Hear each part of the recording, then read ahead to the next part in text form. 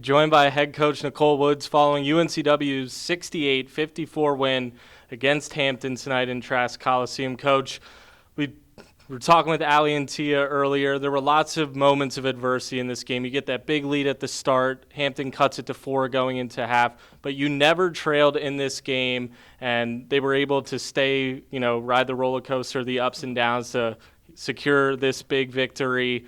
Just talk about your team's effort tonight and what this one means to you. Yeah, I'm super proud of them. We like to say the obstacle is the way, and let's just say we had our fair share of obstacles even before the game started today. And I was super proud of the start. The start of the game is something that we struggled with specifically at the beginning of the season. And, sometimes when you get big leads like that, you kind of get complacent. And it's no secret that we're different when Tia goes out of the game. And then she got that second foul in the second quarter that kind of stymied our offense a little bit. And that's when they started getting some turnovers and some easy buckets. And so, but I'm super proud of how every time they punched, we punched right back. And I told them, I said, we're never going to, go down not swinging. And I felt like, they definitely swung tonight. Anytime we have 4 players in double figures scoring, anytime we win the battle of the boards, usually that's a good recipe for us. And so I thought, we had some good play from Allie and from Tia, Kate, Jania. I could go down the list. And I told them, every single one of them, I need you to do your job, whatever your job is. My favorite play of the game was when Tia saved that ball out of bounds. He kicked it to Kate for her to make that 3. That was both of them doing their jobs. Tia is our energy giver. She is the spark plug. That's what she does. And Kate's a shot maker for us. And so that was kind of the straw that broke the camel's back, in the game, in my opinion. And so super proud, Coach. And then you mentioned Tia, obviously a freshman coming in, delivering the performance she had tonight on her birthday. Mm-hmm. And then Allie Elias setting this new UNCW's single-season blocks record, a record that had stood for 25 seasons in her first year as a Seahawk. It just has to show, the growth between both of them. Allie being that senior leader and then Tia being a newcomer. They both gel so well out there on the floor. A lot of newcomers coming into this season on this roster, and it seemed like they're able to flow consistently, and that's got to be a good thing for you heading into the conference tournament. Yeah, absolutely. Tia, I'm on her a lot. And as a freshman, I'm sure it can be frustrating at times because I'm sure she gets sick of me. But to whom much is given, much is required. And I tell Allie the same thing. We're going to go as both of them go. Allie's our defensive stopper first and foremost. I gave her the goal of being Defensive Player of the Year in the league because I really felt like that she could be that, and she's shown that she needs to be in the conversation for that. And Tia, she probably had her best game on her birthday that she's had in the Seahawk uniform, and it starts with her energy and her effort that just kind of transcends through every single one of us. And so super proud of all of them. Last game here in Trask for those seniors, specifically Evan Miller, and it was a good one. I'm happy for him. Coach, we've talked a lot about slow starts. That was not what happened tonight, an 18-4 first quarter, but then that second quarter, lose that by 10. It's a 4-point game at halftime. Mm-hmm. You held them to 4 points in the first quarter. They scored 23 in the second quarter. What did you see the difference on defense? Yeah, it was a couple of things. First of all, we gave them a lot of points off of turnovers. We started our pace kind of slowed down, and we started kind of forcing some things. The ball was sticking in our hands a little bit. And then I think at the end of the first quarter that we might have only had 1 offensive rebound that we gave up, and we ended the second quarter with 7. And so then we stopped limiting them to 1 shot, and they were getting multiple opportunities, usually layups at the rim or 15-foot jump shots that are good shots for them. And so it was a combination of the 2 things. And at halftime, I told them, hey, this is what it is. This is why they've cut this lead. But all of these things are controllable by us, And so I thought we fixed it. We had some lulls there defensively, but I thought we did a really good job in transition today.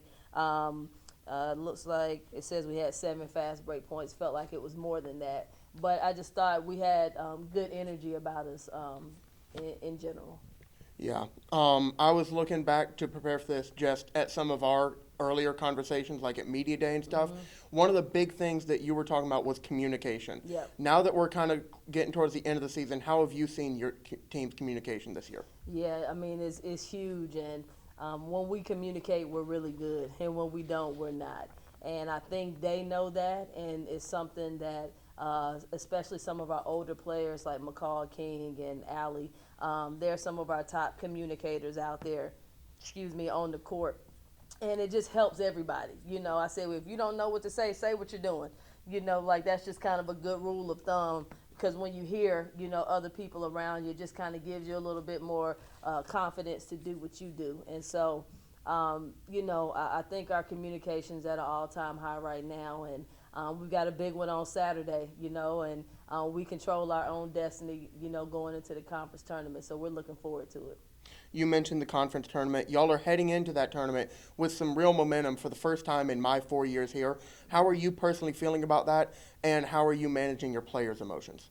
We're all, I guess, for us, it's all about just the next game.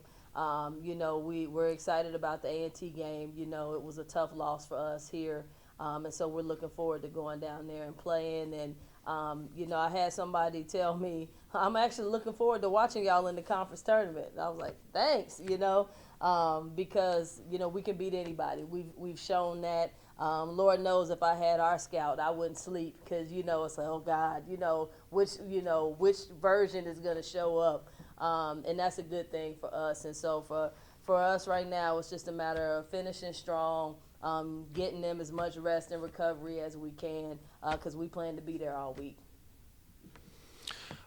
Coach, before I ask a question, I just want to say that when Tia did make that diving play, I get an unofficial assist because I made sure she wasn't going to bang her head on all of the metal over there. I gave her a nice little left hand, make sure she didn't hit it. And like I didn't even know Kate shot the ball. So that's a pretty cool play. We talked a lot about the whole season about biggest turnaround. I think it's such a great story, and it's an unbelievable way to quantify it when you break it down that you have the chance to win more conference games this year on Saturday. If you guys win, you have the chance to win more conference games this season than any player, a girl like Evan who's been here for 5 years, than they've won in their previous years. It's a great way to quantify it, and it's a reason to ask again, how do you feel you're doing in this process of trying to have, quote, the greatest turnaround in the country?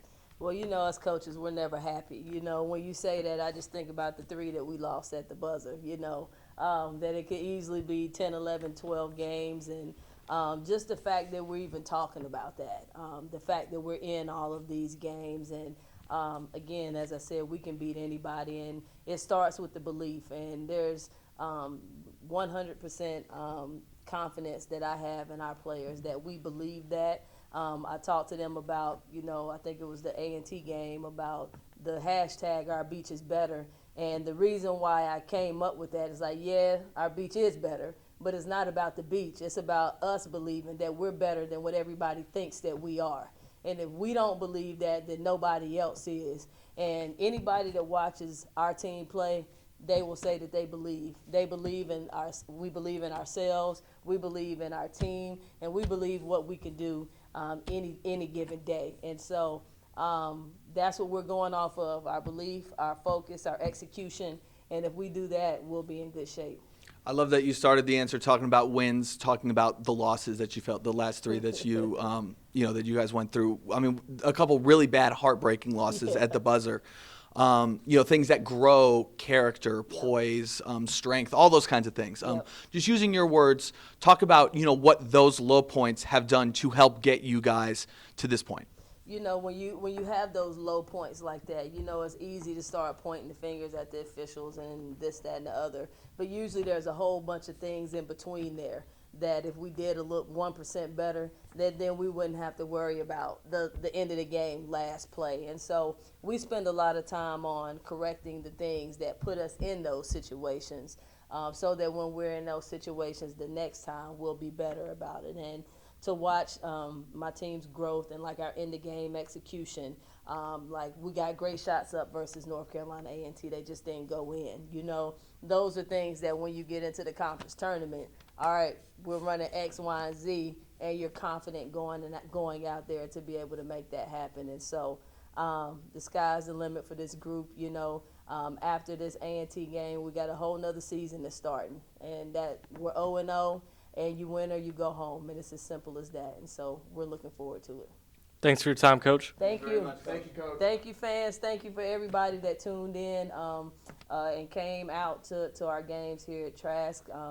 This has been amazing to see. We've had almost 1,000 fans pretty much every game during our conference, and this is just the beginning. So keep coming back. We love y'all.